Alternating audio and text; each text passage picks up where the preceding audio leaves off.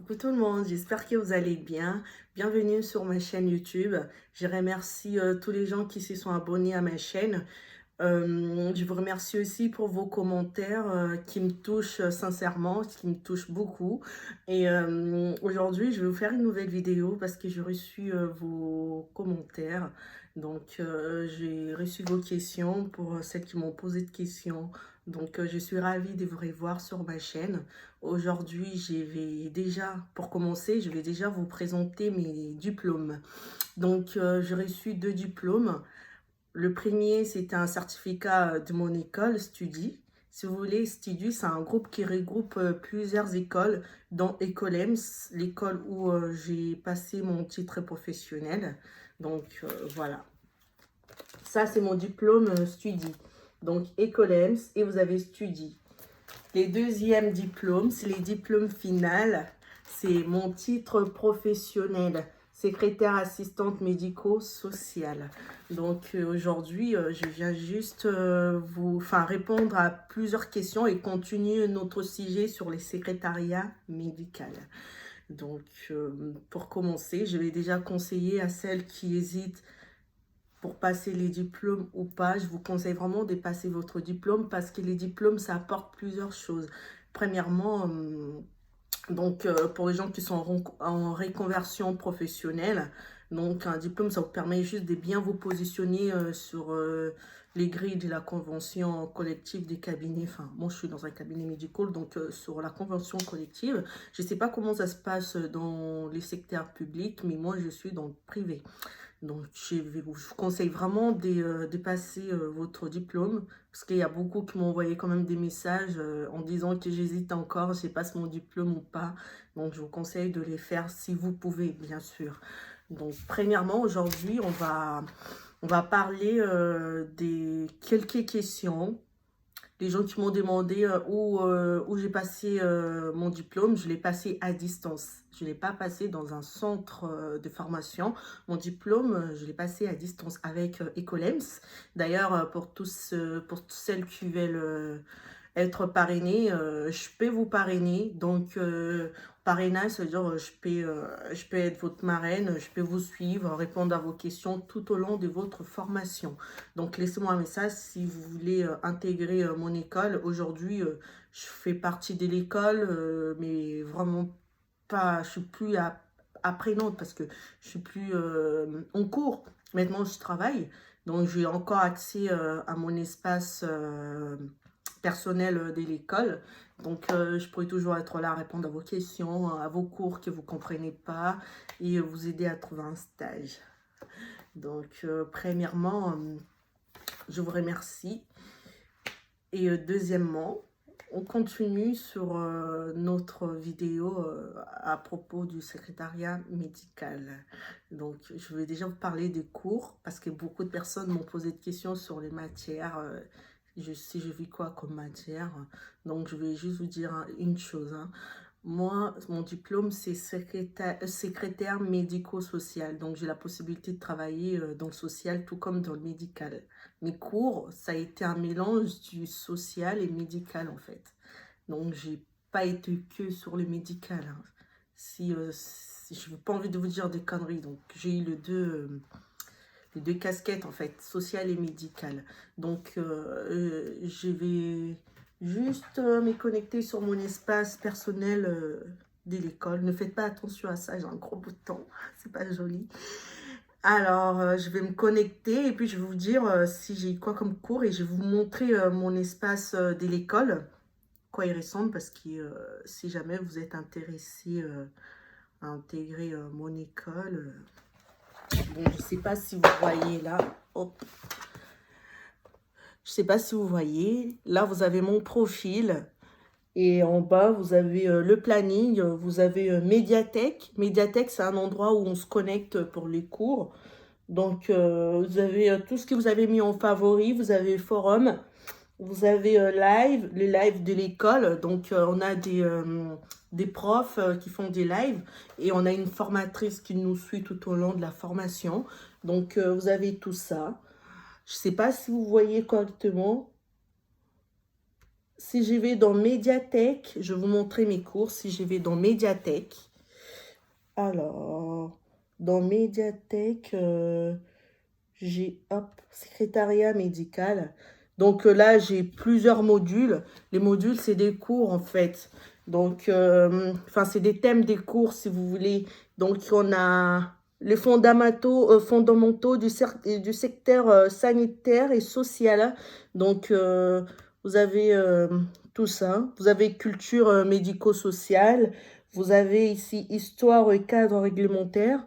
Et vous avez conduite responsable. Enfin, les cours, il est un peu mélangé. Vous avez du secrétariat et enfin, vous avez du médical et du social. Vous avez un peu de deux. Et vous avez tout ce qui est promo, enfin, tout ce qui est en plus, dictionnaire, dictionnaire. Après, vous avez aussi pour vous améliorer avec l'orthographe, vous avez la grammaire en plus, vous avez plusieurs choses. Donc voilà, pour celles qui seront intéressées, laissez-moi un message. On va discuter en privé et je vous enverrai plus quoi sur l'école. Donc voilà. Et à propos des motivations, je suis contente de savoir que j'ai motivé quelques-unes. Donc voilà. Si je peux vous conseiller de ma part, il faut juste vous poser une question. Pourquoi vous faites cette formation? À chaque fois que vous essayez de trouver une motivation, posez-vous la question. Dites pourquoi je vais le faire. Pourquoi, si vous êtes en formation, dites-vous pourquoi je suis là. C'est quoi le but? À chaque fois que vous répondrez à votre but, je pense que vous aurez la motivation. Parce que comme je vous ai dit, moi, l'année dernière, je commençais au mois de novembre. Donc, tout de suite après, ça a été les fêtes de fin d'année. Et au mois de janvier, début janvier, c'était un peu la fatigue. J'étais un peu malade, j'avais eu le Covid. Donc, j'avais du mal à me remettre dans le cours. Je me suis juste posé la question. Je me suis dit pourquoi je suis là. Donc, je voulais vraiment changer des secteurs de travail. Donc, c'était ma seule motivation. Et vu que les secrétariats médicaux, ça me plaisait vraiment beaucoup, beaucoup. Et à chaque fois que je repensais à ma motivation, j'avais le courage de retravailler mes cours. Et juste à propos de la motivation, si vous êtes vraiment là pour reconversion professionnelle, par exemple, dites-vous que mon travail, pour l'instant, ça ne me convient plus, j'ai envie de changer de travail. Donc, vous verrez que la motivation, elle sera là, en fait. Et juste, j'ai eu aussi des messages pour les gens qui me demandaient si j'avais passé un test pour rentrer dans mon école, quoi, pour commencer ma formation. Donc, il n'y a pas de test. Après, je ne sais pas si d'autres écoles demandent des tests ou des mises à niveau ou autre. Moi, dans mon école, non, il n'y a pas de test parce que vous n'êtes pas obligé d'avoir un bac pour avoir accès à cette formation. Il suffit juste d'avoir 16 ans et c'est bon, vous pouvez intégrer la formation. Et la formation, vous pouvez l'intégrer tout au cours de l'année, peu importe la période. Donc, vous pouvez commencer votre formation au mois de mars, tout comme au mois de septembre. Donc, il n'y a pas de problème là-dessus, pas de panique. Quand vous êtes prête ou les gens qui veulent se faire financer par Pôle emploi, une fois que vous avez votre financement, vous pouvez intégrer la formation.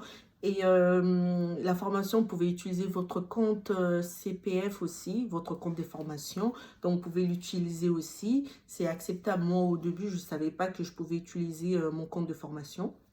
Donc, c'est trop tard maintenant. Mais bon, ça me fait toujours des sous en plus pour une future formation si jamais j'ai envie de faire une formation en plus. Voilà. Et j'ai reçu aussi des questions comme quoi si c'était compliqué ou c'est difficile ou pas. Enfin, moi, je pourrais dire que c'est toujours difficile de s'intégrer dans un milieu qui n'est pas les nôtres, en fait.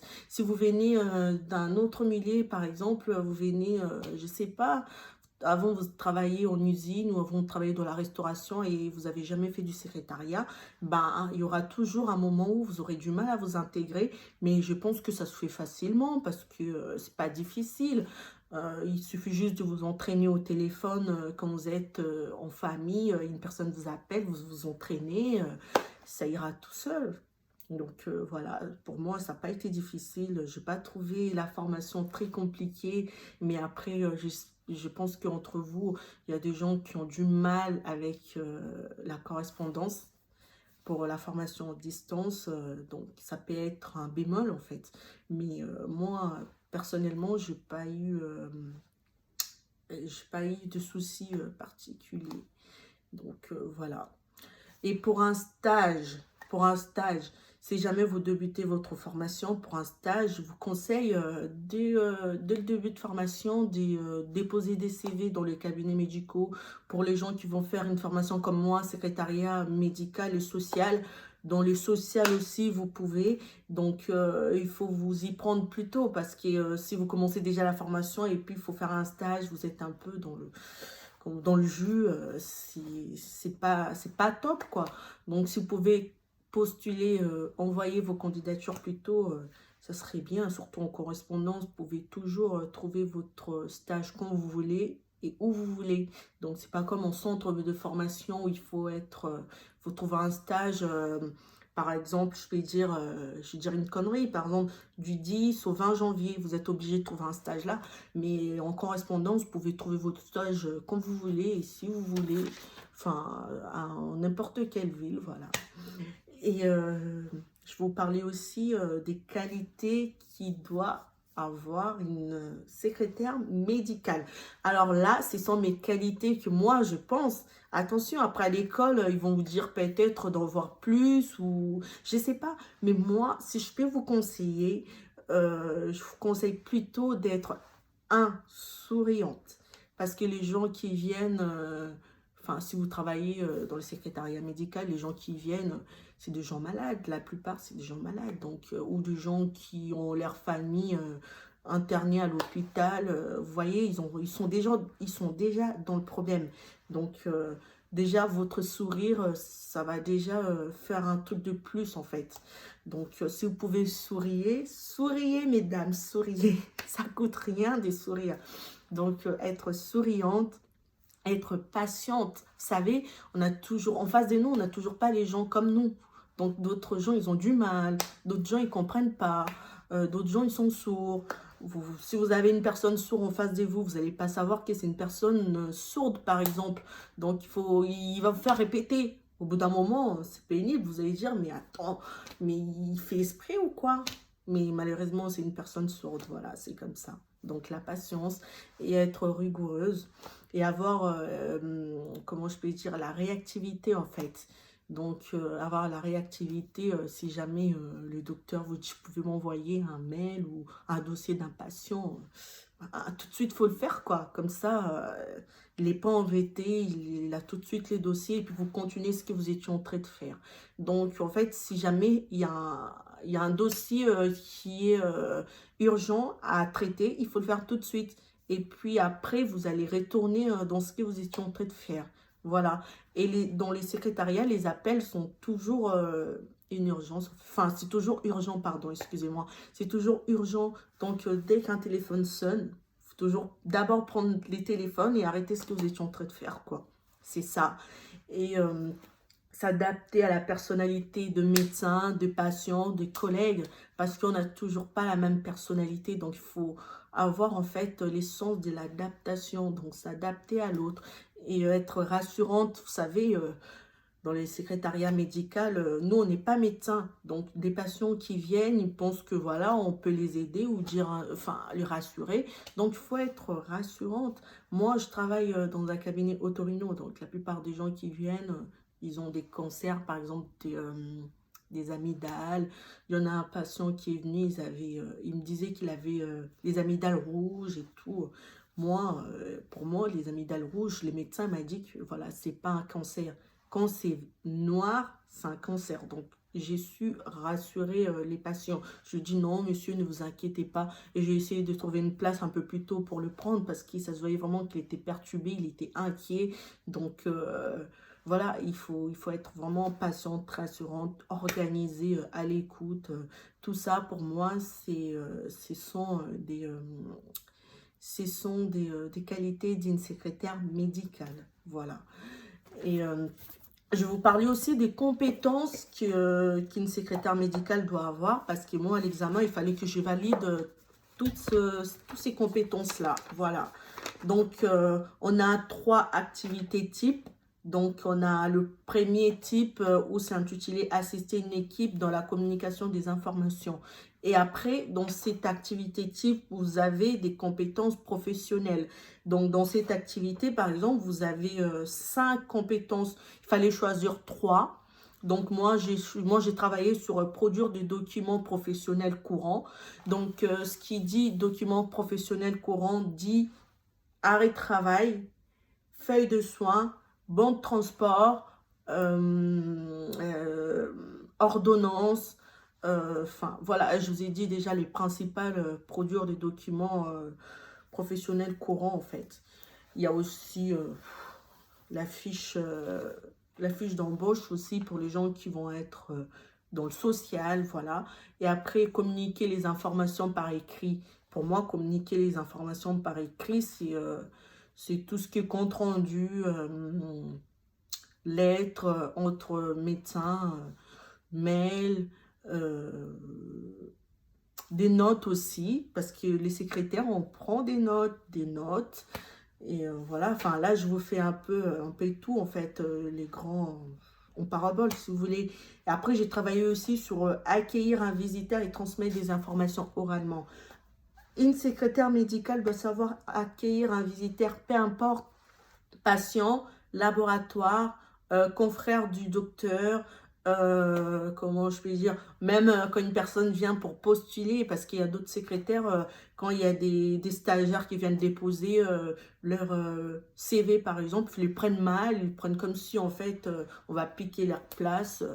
Et puis moi j'ai vécu la situation avec une copine, enfin, j'ai accompagné la copine pour trouver un stage et on était mal reçus par la secrétaire, voilà. Moi, je trouve ça dommage, voilà. Et après, dans activité type 2, assurer l'accueil et la prise en charge administrative du patient ou de l'usager. Voilà. Vu que c'est un secteur médico-social, l'usager, c'est plus dans le secteur social. Nous, dans le secteur médical, on dit plus patient, voilà. Donc, il y avait plusieurs compétences à valider. Il y en avait 4. Renseigner et orienter le public dans un service médico-social, planifier et gérer les rendez-vous, voilà, et assurer la prise en charge médico-administrative. Donc, la prise en charge médico-administrative, c'est tout ce qui est créer un dossier, facture, euh, tous ces tralalala, quoi, dans les papiers, et planifier de rendez-vous. Planifier de rendez-vous, mesdames, il faut savoir gérer des rendez-vous urgents et des rendez-vous qui ne sont pas du tout urgents. Parce qu'au cabinet, il y a des gens qui m'appellent pour me dire, Madame, c'est urgent. Je vais vous donner mon exemple parce que moi, je suis dans un cabinet otorino-laryngologiste. Donc, pour nous, les urgences, c'est épistaxis, donc saignement du nez. Et c'est vraiment ça, en fait, les urgences. Et écoulement de l'oreille aussi. Quand il y a l'oreille qui coule, donc le docteur m'a déjà donné l'ordre que ce sont ça des urgences. Mais quand une personne appelle pour dire que j'ai les oreilles bouchées, ça peut attendre, les oreilles bouchées, parce que quand ça a commencé, ça a mis un petit moment. Vous avez eu des oreilles bouchées, il fallait prendre un rendez-vous au moment où vous avez eu les oreilles bouchées. Donc, c'est pas du tout urgent pour nous. Les places qui nous restent en urgence, c'est pour vraiment, comme je vous ai dit, saignement du nez. Une personne qui saigne du nez, je suis désolée, pour moi, c'est l'urgence. Quand je reçois des gens, oui, c'est pour un appareillage. Appareillage, c'est pas du tout urgent. Je suis désolée. Mais voilà, il faut savoir gérer les urgences et des choses qui ne sont pas du tout urgentes. Voilà. C'est juste ça qu'on dit, gérer et planifier des rendez-vous. C'est ça. Essayer de bien planifier des rendez-vous. Arranger aussi les patients parce que s'il y a des gens qui travaillent, qui peuvent plus à partir de 17 heures, si jamais vous avez une classe à partir de 17 heures, essayez de satisfaire le patient. Donc, proposez-lui cette place-là, ben, il va être content en fait. Et un patient content, c'est comme dans les commerciales, un patient content, c'est un patient qui revient. Et surtout aujourd'hui, on vit dans un monde réseaux sociaux. La moindre chose, il y a des avis sur Internet. Et si les cabinets, c'est mal répété, c'est pas bien. Voilà. Je suis ravie de vous partager, de partager ces petits moments avec vous, de vous donner quelques conseils. Je n'hésiterai pas de rajouter s'il est faux. Laissez-moi de messages, vos commentaires, je vous répondrai. Je vais vous faire une autre vidéo s'il est faux. Donc, voilà. Bonne soirée et je vous dis à très bientôt. N'hésitez pas à vous abonner à ma chaîne YouTube. Au revoir, bisous.